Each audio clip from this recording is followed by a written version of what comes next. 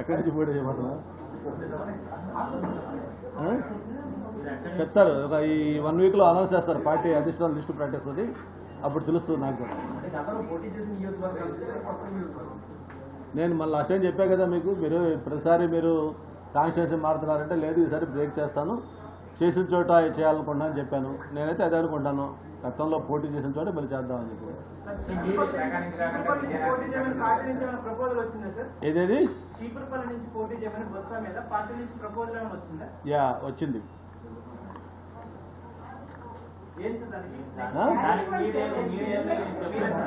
లేదు ప్రపోజల్ వచ్చిందంటే వచ్చిందని చెప్పాను.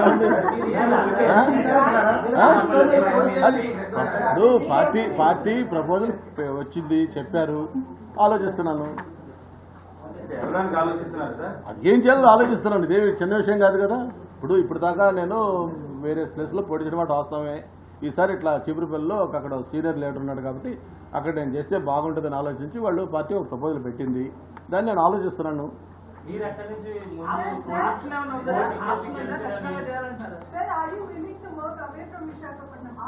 No, that's what I am thinking now. So far I have not taken any decision. అంటే party ఏదైనా చెప్పినప్పుడు ఇక్కడ బాగుంటుంది, అక్కడ సీనియర్ లీడర్ ఉన్నాడు, తన మీద మీరు చేస్తే బాగుంటుంది, చేయండి, దాన్ని ఆలోచించండి అని చెప్పారు. డెఫినెట్గా ఆలోచిస్తానని చెప్పాను. అది నేను స్టడీ చేయాలి. ఎందుకంటే నేను ఇప్పుడు దాకా వేరే కాన్స్టిట్యూన్సీ చేసినా అది ఒక విశాఖపట్నంలో చేశాను. అనకాపల్లి పార్లమెంటుగా ఫస్ట్ వచ్చాను కాబట్టి ఆ పార్లమెంట్ పరిధిలో చోడవరం, అనకాపల్లి ఎమ్మెల్యేలు చేశాను. నేను వైజాగ్లో ఉంటాను కాబట్టి వైజాగ్ చుట్టుపక్కల ఉన్న భీమ్లో నాతో చేశాను. ఇప్పుడు చీపురుపల్లి అనేది ఇట్స్ ఏ సర్ప్రైజ్ అండ్ కొత్త నాకు ఒక న్యూస్ అది. ఎందుకంటే మన జిల్లా కాదు, పక్క జిల్లా, నాకు ఇక్కడ నుంచి 150 కిలోమీటర్స్ దూరంలో ఉన్న ప్రాంతం. అందుకని దీన్ని కూడా ఆలోచించుకొని ఇది ఎంతవరకు నాకు సూటబుల్ అవుతుంది, నేను వెళ్తే కరెక్ట్ కొట్టదా లేదా, ఇవన్నీ దానికి వేరియస్ పారామీటర్స్ ఉన్నాయి. అన్నీ కూడా నేను మా వెల్విషర్స్తో మాట్లాడుకోవాలి, పార్టీ వర్కర్స్తో మాట్లాడుకోవాలి, మా టీం మెంబర్స్తో మాట్లాడుకోవాలి. పార్టీ అయితే సీరియస్గా చెప్పింది అక్కడ మీరు చేస్తే బాగుంటుంది, అన్ని రకాలుగా కూడా అక్కడ ఒక సీనియర్ లీడర్ ఉన్నాడు కాబట్టి మీరు చేస్తే బాగుంటుందని ఒక ప్రపోజల్ పార్టీ పెట్టింది. దాన్ని నేను థింక్ చేస్తా ఉన్నాను, ఆలోచించి దాన్ని నేను తీసుకున్నా. దానికి నో టైం లిమిట్.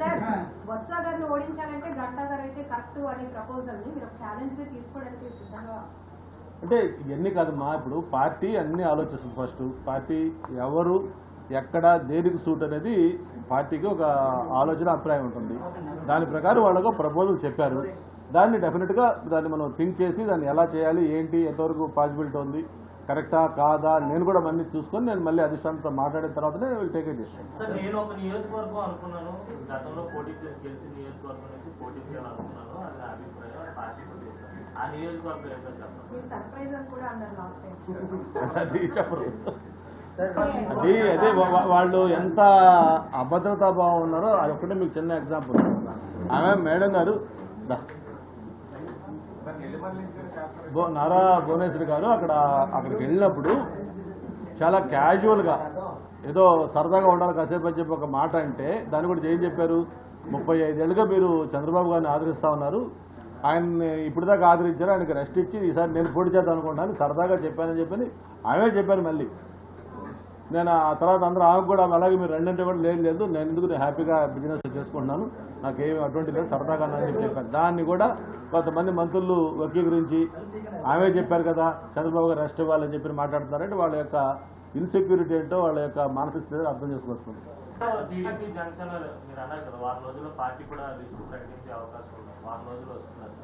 అనుకుంటున్నాను డెఫినెట్గా. ఎందుకంటే ఇట్లా టైం కూడా చాలా తక్కువ ఉంది, ఓన్లీ 45 డేస్ ఎలక్షన్ షెడ్యూల్ ఉన్న ఇండికేషన్స్ ప్రకారం.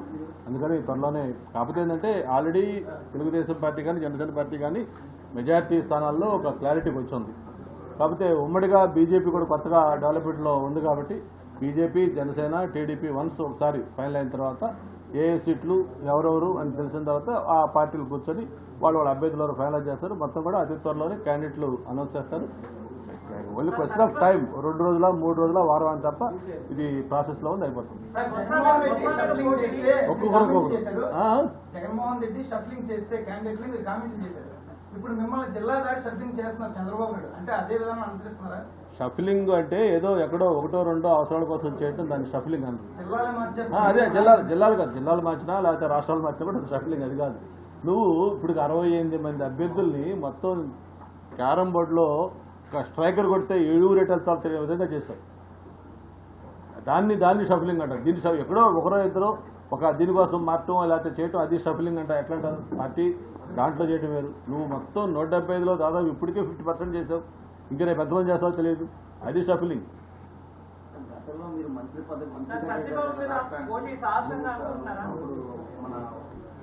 విజయనగరం జిల్లాకు కూడా మీరు మంత్రి కట్టారు. జిల్లా నుంచి పోటీ చేయడానికి అభ్యంతరం అంటే ఇప్పుడు పార్టీ ప్రపోజల్ చెప్పింది, దాన్ని నేను ఆలోచిస్తున్నాను. నేను అభ్యంతరం చెప్పట్లేదు, అలాగే నేను చేసేస్తాను దూకేస్తానని చెప్పట్లేదు. దానికి టైం తీసుకోవాలని చూస్తున్నాను.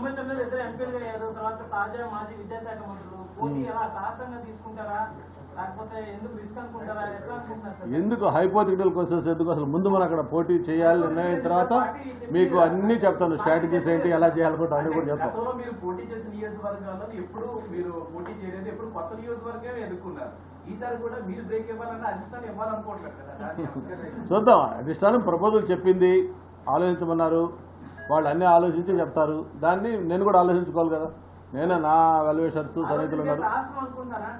అసలు ఆ ప్రశ్న ఇప్పుడు రైజ్ కాదు కదా. మనం అక్కడ ఫైనల్గా డిసిషన్ తీసుకొని పోటీ చేసుకున్నప్పుడు మీరు అడగండి, ఏంటి సార్ మీరు ఎందుకు అక్కడ అంత సాహసం చేశారు, లేకపోతే మంచి పని చేశారని మీరు ఇప్పుడు చెప్పండి, నేను చెప్తాను. ఇప్పుడు ఇంకా డిసిషన్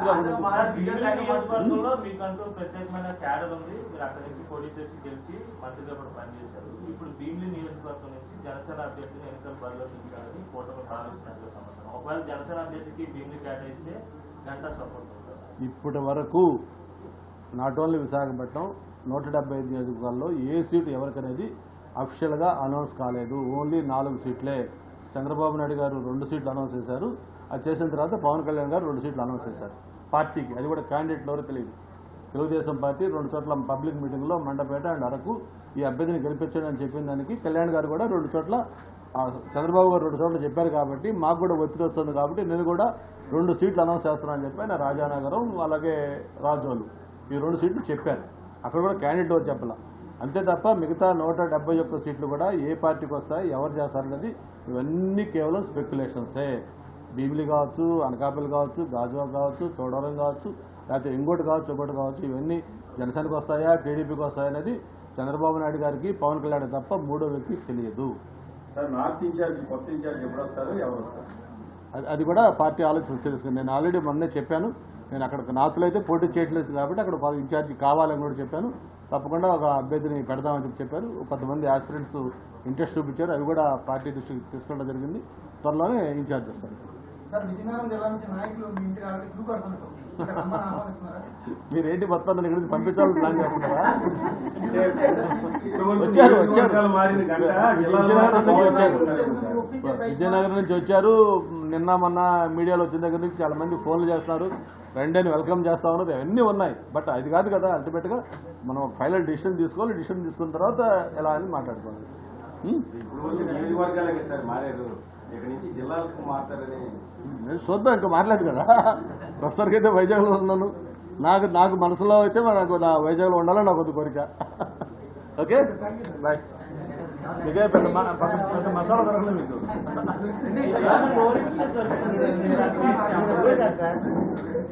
నా మనసు విశాఖ.